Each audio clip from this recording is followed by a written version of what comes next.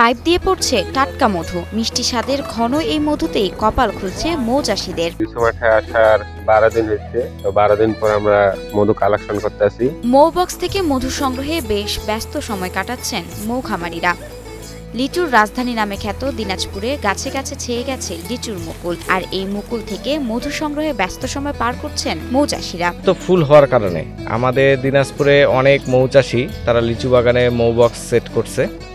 এছাড়া বাহিরের যারা মৌ চাষিরা আছে তারা এবার দিনাজপুরে ব্যাপক হারে মৌ বক্স সেট করছে। মৌচাষীরা তাদের মৌ বাক্সগুলো লিচু বাগানের মধ্যে স্থাপন করেন। এরপর ফুল বৃদ্ধি হওয়ার সাথে সাথেই মৌমাছিরা ওই এলাকা থেকে মধু সংগ্রহ করে তাদের মৌ বাক্সে জমা রাখে। এভাবেই তৈরি হচ্ছে প্রাকৃতিক লিচু ফুলের খাঁটি মধু।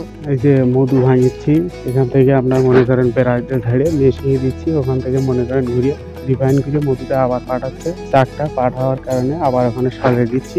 সকাল থেকে মধু আহরণের কাজ শুরু করেন মৌচাষীরা। শত শত বাক্স থেকে সংগ্রহ করেন খাঁটি এ মধু। সকাল 7টার সময় থেকে শুরু করছি, এখন আমাদের 11টার মধ্যে আমাদের মধু কালেকশন হয়ে যাবে। এ জেলার মধুর গুণগত মান ভালো হওয়ায় দেশের বাজারে বেশ চাহিদা রয়েছে। পাশাপাশি বাগানে মৌ খামার স্থাপনের ফলে লিচুর ফলনও বাড়ে 30 থেকে 50% পর্যন্ত। আমরা দীর্ঘ 4 দিন ধরে মধু কালেকশন করতেছি। আজকে আমাদের কালেকশনের শেষ দিন।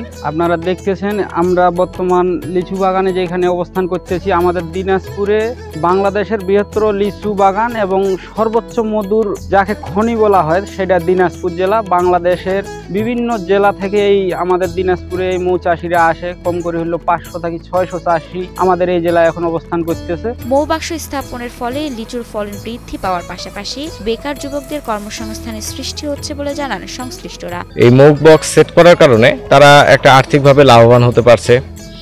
অনেক বেকার যুবক যুবতীর কর্মসংস্থানের এখানে একটা খাত সৃষ্টি হয়েছে। আমরা 15-20 দিন এই মধু উৎপাদন নিয়েই ব্যস্ত থাকবো।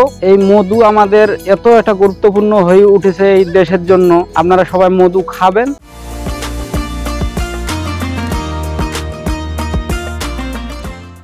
দিনাজপুরে দিন দিন বাড়ছে মৌ খামারি ও উদ্যোক্তার সংখ্যা। যুব উন্নয়ন অধিদপ্তর থেকে প্রশিক্ষণ দেওয়া হয়েছে প্রায় 500 জনকে। বিজ্ঞানসম্মতভাবে আন্তর্জাতিক মানের মধু উৎপাদন করা গেলে এখান থেকে প্রচুর বৈদেশিক মুদ্রা অর্জন করা সম্ভব হবে বলে মনে করেন জেলার যুব উন্নয়ন অধিদপ্তরের উপপরিচালক খন্দকার মোহাম্মদ রওনাকুল ইসলাম। তারা যদি প্রশিক্ষণ পায় এবং কাজ করতে শুরু করে তাহলে কিন্তু বাইরে থেকে যে খামারিরা আসছেন তারা যেমন কাজ করার সুযোগ পাচ্ছেন, আমাদের দিনাজপুরের বেকার ছেলেমেয়েরাও এই কাজে অংশ নিয়ে দিনাজপুরের অর্থনীতিকে যেমন সমৃদ্ধ করতে পারবেন, তেমনি নিজেদের যে বেকারত্ব সেটা ঘুচিয়ে তারা নিজেদেরকে প্রতিষ্ঠা করতে পারবেন।